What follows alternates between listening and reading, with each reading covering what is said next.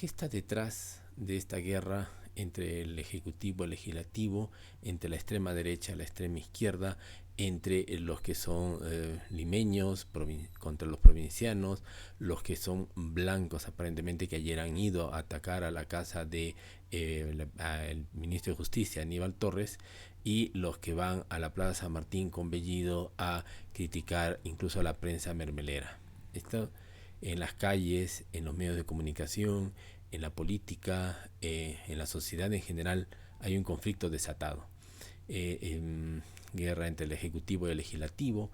Y entonces, ¿qué está detrás de esta guerra? Esta guerra que está tomando los ribetes de un enfrentamiento clasista, digamos los ricos contra los pobres, una guerra que está cobrando guerra institucional entre el Ejecutivo y el Legislativo, una guerra entre la gente, digamos, de Lima contra los de provincias.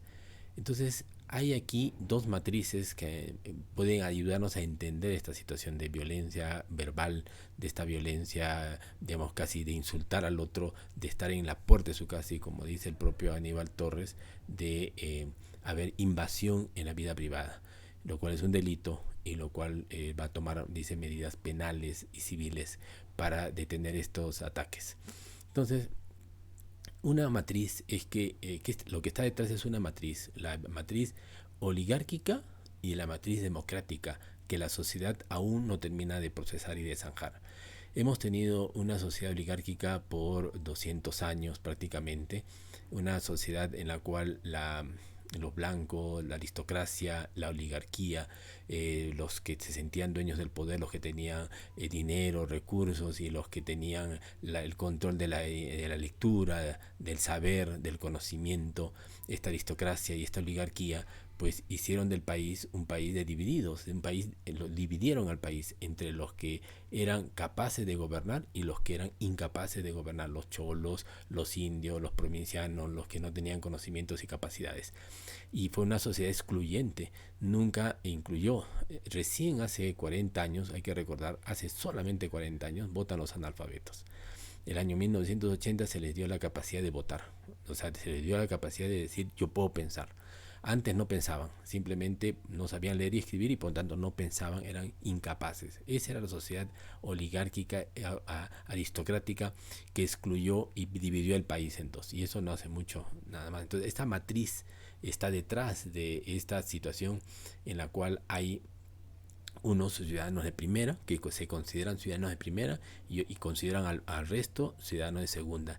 Y estos ciudadanos supuestamente de segunda ahora tienen un poder y están considerando que efectivamente se puede revertir en algunos sentidos que ahora los de segunda categoría son los otros, ¿no? Y entonces el conflicto se exacerba. Pero por otro lado tenemos otra matriz, que es la matriz terrorismo versus la defensa del sistema democrático.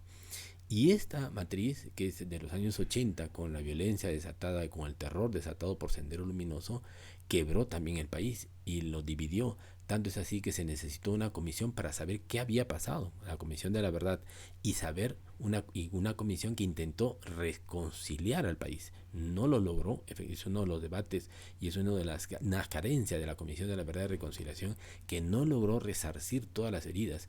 En algunos sentidos, y algunos todavía califican que las heridas están abiertas, porque incluso el señalamiento solamente de que la violencia, si bien fue mayoritariamente la violencia y el terror y el asesinato, fue mayoritariamente culpable el Sendero Luminoso. Sin embargo, la CBR señala también que los perpetradores de la muerte y de los derechos humanos, perpetradores de la violación de derechos humanos, fueron también los del ejército, malos elementos del ejército, de la policía, de fuerzas armadas. Entonces, y eso para las fuerzas armadas ha sido una afrenta. Entonces, porque ellos dijeron que habían ido a defender al país, a la democracia, y se les critica.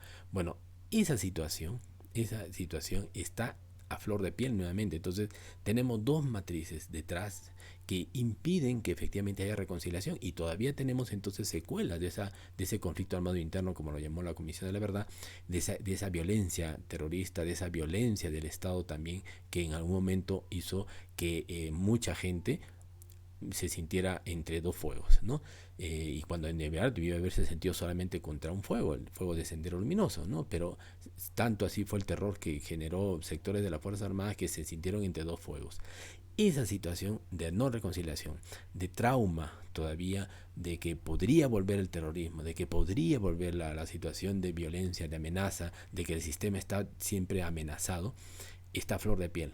Entonces, y si tenemos que estos mismos que consideran que el sistema está siendo amenazado por los terroristas, estos mismos vienen de una matriz oligárquica excluyente, antidemocrática, pues entonces tenemos los elementos para decir que sí, pues hay una guerra como incluso ahora Rosamía Palacios habla de guerra avisada. Bueno, pero esta guerra avisada y esta intentos, incluso un psicoanalista como Bruce señala la megalomanía del poder, todas estas inconsistencias en el poder, digamos, hacer una cosa y decir otra por parte de ambos lados, está generando efectivamente que la polarización se empiece a dar y ya, digamos, la cancha está al rojo vivo.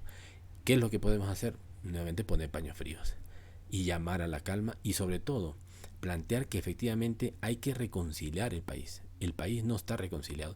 No está reconciliado históricamente entre aquellos que excluyeron al país y aquellos que vivieron y sufrieron la exclusión del país. Las zonas altoandinas fueron excluidas. Yo he señalado el tema del gas de Humberto Campodónico, que es posible crear el ducto desde Cusco hasta Lima, pasando por las zonas altoandinas para darle gas a los más pobres que viven en las alturas y que jamás, nunca se les dio un apoyo desde el Estado y que hoy es necesario hacerlo y se le puede darle una calidad de vida, darle gas a los más pobres altoandinos que están por encima de los 4.000 metros de altura.